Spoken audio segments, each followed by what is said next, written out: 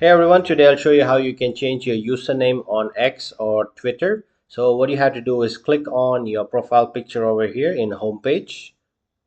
And over here you can come down to settings and privacy, just click on that. And then once you're here, just click on your account and then go to account information. And over here you have your username shown, so just go ahead and click on that. And then once you're here, you can see your current username. So if you want to enter a new username, you just have to click over here. They'll ask you if you want to change your username, just go ahead and confirm, and then you can enter your new username. So I'll just try this one.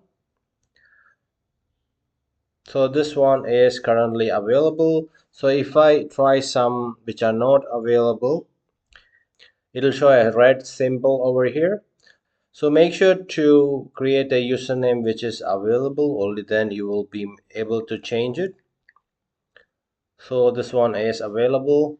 So this is how you can change your username on X. So once you're done, just go ahead and click done. If you found this video helpful, do like and also subscribe to my channel. I make amazing tech tutorials. So thank you and have a nice day.